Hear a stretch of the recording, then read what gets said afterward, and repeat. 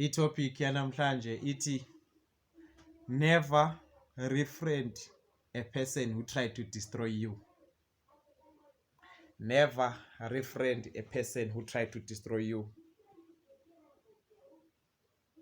Ungabenzi ubungane nomuntu oke wazama ukukubhidliza.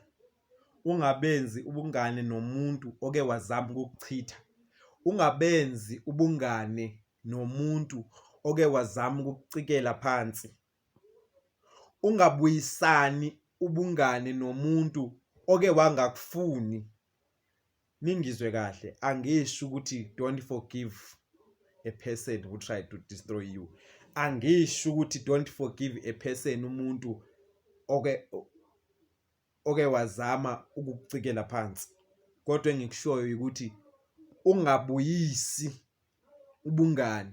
Ukuxolela umuntu akusho ukuthi ibanga umngane wakhe. Ukuxolela umuntu akusho ukuthi associate naye. Mxolele kodwa uthi kube unomda.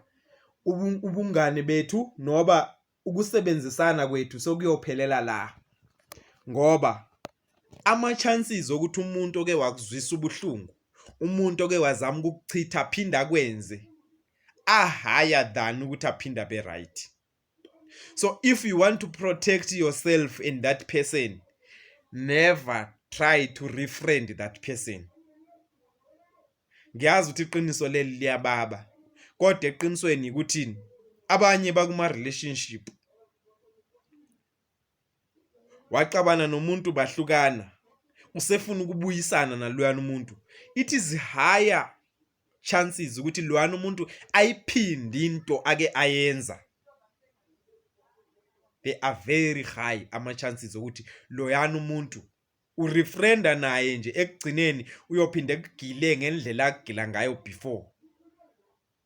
Kodwa kumxolela uyamxolela umuntu kodwa uthi hayi ukuxoleleni kwami sekuphelela la. Ngokuthi noba sidibana siyabulisana, noba sidibana phasi yenza yonke lento, kodwa sekunama terms and conditions and boundaries. So empilweni never try to refriend a person who tried to destroy you. Abanye baphinda isibili njengemfama ugileke emgodini owodwa kuyikuthi they are trying so desperate ukuthi ba refriend nabantu ababalimezileyo. Abantu abaningi abathatha intambo bazibophele ngabantu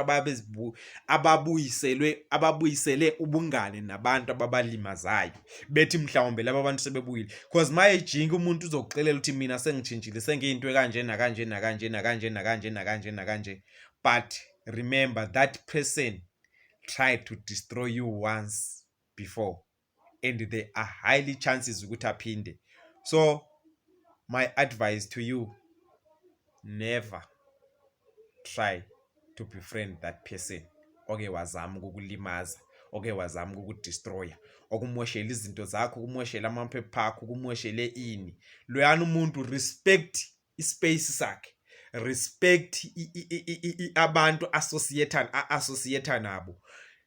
Ubusunikhipha i-distance between wena naye nempilo yakho. Ngoba there are highly chances zokuthi aphinde ayenze leyani into kuwe. So guys, forget if you want to forget, but never make a mistake of trying to refriend that person. Ukuthi umuntu umxolela kusho ukuthi bangumngane wakhe.